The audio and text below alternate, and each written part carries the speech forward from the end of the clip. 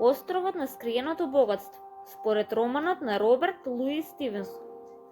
Джим Хокинс и мајка му веќе не можеа да го трпат Били Боунс, стариот морнар кој пред 2 месеци стигна во нивната крчма. Се уште немаше платено ни пени за храната и за сместувањето и постојано се опиваше. Згора на тоа, од време на време на вратата се појавуваа некакви сомнителни лица и прашуваа за него. Ако еден ден дојде еднорог морнар да ме бара, кажи му дека никогаш не си ме видел. Боунс му се закануваше на Джим. Момчето си мислеше дека старецот сигурно чува некакви тајни. Можно ли е да бил пират? Сепак, еден ден, сите тие грижи на стариот морнар си го зедоа својот данок и тој умре од срцев удар. Додека му ја речистуваа собата, Джим и мајка му неочекувано најдоа ковчег полн со златници. Сега конечно ќе може да си ги наплатиме за неговиот престој, му рече мајка му. Но нешто друго му го привлече вниманието на незиниот син.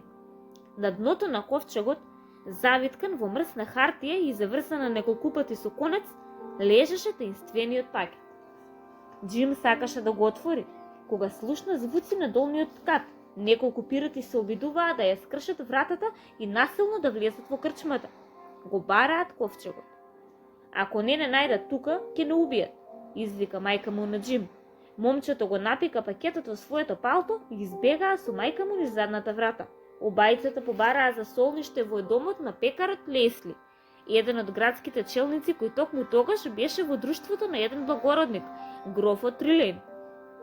Кога Джим го отвика мистериозниот пакет пред нив, двајцата джентълмени втресчено гледаа во неговата содржина, па рекоа возбудено: изгледа како дневник на некој си покоен пират Флинт, со список на сето она што го поседувал.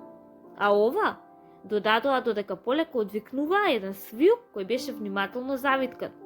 Мора да е мапа за скриено богатство. Потоа грофот вети: ќе најмам брод и ќе одиме да го најдеме. Возбуден што ќе оди во авантура, Джим извика: ура! Меѓутоа, тешкотиите почнаа уште веднаш. Всушност, Джим забележа дека некој од морнарите кој ги беше најмил Трилейн за експедицијата му изгледаа многу познати. Рече си беше сигурен дека тие се опасните ликови кои се појавија во неговата крчма да го бараат Били Боунс.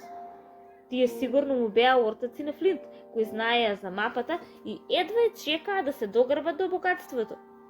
Згора на тоа, Джим свати дека бродскиот готвач, кој некој го нарече Лонг Џон Силвер и кој имаше само една нога, сигурно беше човекот од кој стариот Били се криеше.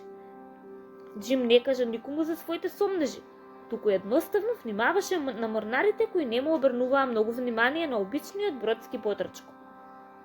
Еден ден, додека се обидуваше да го земе последното јаболко од дното на едно буре, Джим падна внатре. Кога сакаше да излезе, слушна чекори и гласови, па реши дека е подобро да остане скриен. Сигурен сум дека Трилейн има мапата. Ќе го оставиме да го најде богатството и тогаш ќе кренеме буна. Ќе го оставиме на островот заедно со лекарот и со капетанот, па ќе се вратиме дома со целиот плен. Што велите? Джим го препозна гласот на Лонг Џон Силвер. Може, шефе, одговорија другите. Само што пиратите си заминаа, Джим скокна од бурето и со срцето во петици отрча да им каже се на грофот и на лекарот. По неколку денови, конечно стигнаа на островот. Двајцата англиски джентълмени се утврдија во старата тврдина на Флинт, заедно со уште неколку други членови.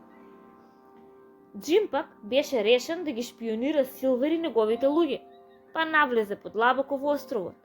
Се наоѓаше во најгустиот дел од шумата кога одеднаш од зад едно дрво срипа еден човек, облечен во партели, кој веднаш се фрли пред неговите нози. Јас сум Бенган. 3 години немам зборувано со друг човек. Капетанот Флинт ме остави на овој остров. Ке ме одвезеш ли ти од тука со твојот брод? Јас сум богат човек. Нови зборови, Джим му одговори. Нашиот водач, грофот Трилейн, е милозлив човек и сигурно нема да те одбие. Но не знам дали ќе не однесе дома здрави и живи. Лонг Џон Силвер го убеди капетанот да крене буна. Кога го слушна тоа име, Ган пребледе. Го мразам Силвер. Сметај дека сум на ваша страна. Еве, земи го ова кану. може ки ти затреба, и му понуди на момчето кану која го имаше направено од грањки и крзна. Джим се качи на кануто и довесла до бродот, каде што потоа пресече јажето за котвата која го држеше бродот место него. Бродот почна да се движи носен од морските струи и стигна до еден добро скриен залив каде што пиратите сигурно нема да може да го најдат. Сепак, додека се враќаше во тврдината, момчето откри дека неговите пријатели били избркани од тврдината од пиратите и дека Лонг Џон Силвер ја зел мапата. Джим ги следеше бунтовниците до местото означено на мапата од стариот Флинт и виде како тие почнаа трескавичко да копаат се додека "Еј, па тука нема никакво богатство", викаа налутено пиратите. Тие најдоа само неколку празни ковчеги. Во тој миг Бен Ганг се криеше во грмушките и кој виде се, почна да го имитира гласот на Флинт, пеејќи омилената пиратска песна на покојниот одметник и повикувајќи ги бунтовниците по име. "Духот на Флинт!" извикаа преплашено пиратите и почнаа безглаво да бегаат. Англиските джентлмени и нивните следбеници потоа им се придружија на Джим и Бен. Пред да се качат на бродот, пиратот им кажа на своите нови пријатели: "Следете ме, сакам нешто да ви покажам." Тој ги одведе во една пештера, во која беше скриено огромното богатство на Флинт. Откако си ги поделија богатствата на еднакви делови, го натоварија на бродот и се вратија во Англија, каде што сите живееја среќно до крајот на животот.